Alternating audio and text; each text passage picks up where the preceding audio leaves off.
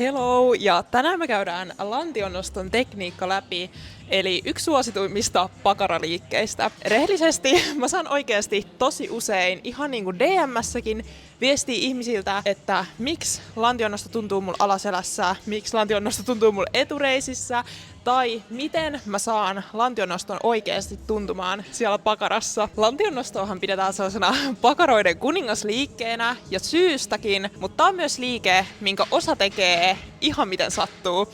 Ja siis rehellisesti mä niinku itse syyllistyn tähän myös. Siis mä muistan joskus niinku salin alkuaikoina, kun mä aloitin tyylikäymään salilla. Mä siis vaan kirjaimellisesti lastasin tähän sitä painoa. Ja nykyään kun mä katon niinku niitä videoita siltä ajalta, kun mä oikeasti niin lastasin vaan painoa ja mun tekniikka oli siis oikeasti suoraan sanottu aivan paska. Mä oon vaan silleen, girl, hell no, että niin tekniikka ekana kuntoon ennen kuin sä lastaat siihen tankoon sitä painoa. Mut anyway, tämän videon jälkeen sun pitäisi oppia tärkeimmät seikat lantionnostosta, miten sä asetut tähän liikkeeseen oikein, sellaisia yleisimpiä virheitä, mitä ihmiset yleensä tekee tässä liikkeessä, sekä miten sä saat tämän liikkeen oikeasti tuntumaan siellä pakarassa. Mä teen nyt tällaisella vapaalla tangolla, mutta tässähän pätee samat jutut, oikeastaan ihan sama teeksä käsipainoissa, mitissä, jollain muulla, niin samat jutut pätee oikeastaan kaikessa. Ihan ekana sä tarvit tähän jonkun tällaisen korokkeen. Mä itse tykkään käyttää tällaista peruspenkkiä, mutta tähän käy esimerkiksi, jos sun salilta löytyy sellainen boksi, tiedättekö, mä en nyt tiedä sanoa oikeeta nimeä, mutta sellainen, tiedättekö, pehmoboksi, niin se käy tähän myös oikein hyvin, mutta mä itse tykkään käyttää tällaista niin kuin aika peruspenkkiä. Asetetaan tää penkki meidän lapaluiden kohdalle silleen, että tää penkin reuna jää niin kuin meidän lapaluiden alle. Katsotaan, että se jää vähän niin kuin tonne liian ylös meidän yläselkään. Jalat me asetetaan noin hartialevyiseen asentoon sekä polvet vähän ulkokiertoon. Ja tästä tulee yksi virhe, mitä tosi moni tekee tässä liikkeessä, on se, että joko me jätetään meidän jalat tänne liian lähelle, jolloin se liike menee meidän etureisille, tai sitten me laitetaan jalat tänne liian kauas, jolloin se liike menee meidän takareisille. Ja meidän takareidet ottaa enemmän vastuuta.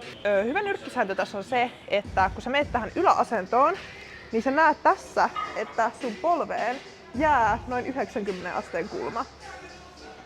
Sitten me otetaan tango tähän liikkeeseen mukaan ja lähdetään tekemään tätä liikettä.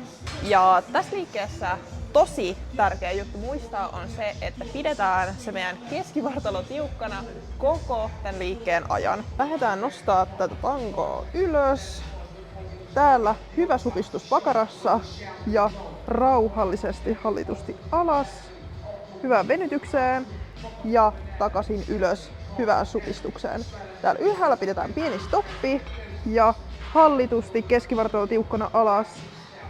Tässä ylöstyöntäessä me voidaan vähän niin kuin ajatella, että me työnnetään kantapäillä tätä tankoa ylös. Se auttaa meitä saamaan paremman tuntuman sinne pakaraan. Ylös, hyvä supistus, pieni stoppi ja hallitusti alas keskivartalo tiukkana. Tärkeä juttu on myös muistaa, että ei lähdetä tekemään meidän selällä tällaista liikettä. Jos sun kipeytyy alaselkä helposti, niin syy voi olla se, että me lähdetään vähän niin kuin pyöristää sekä notkistaa meidän selkää tässä liikkeessä. Vaan pyritään pitää meidän selkä koko ajan neutraalina tämän koko liikkeen ajan. Ja tähän loppuun mä voisin vielä sanoa sen yhden jutun, mitä mä itse pidän tosi tärkeänä, sillä oikeastaan jokaisessa liikkeessä on se, että ei pelkästään liikuteta sitä painoa pisteestä A pisteeseen B, vaan oikeasti ajatellaan sitä lihasta, mikä sen työn tekee, eli tässä sitä pakaraa. Koska vaikka se kuulostaa vähän oudolta tai jopa vähän kliseiseltä, niin sillä on oikeasti iso merkitys. Koska se, että sä vaan nostelet sitä painoa, on oikeasti ihan eri kuin se, että sä oikeasti keskityt siihen liikkeeseen ja keskityt siihen lihakseen, mikä sen liikkeen tekee. Kommentoi ihmeessä tonne alas, että jos tästä videosta oli hyötyä ja jos teille tulee mieleen jotain muita liikkeitä, mistä te haluaisitte, että mä tekisin tällaisia tekniikkavideoita, niin saa laittaa kommentteihin alas. Tai jos tulee jotain muita videoideoita mieleen, mitä haluaisitte, että toteutan, niin saa niitäkin laittaa alas. Kiitos kun katsoit tämän videon. Moi moi!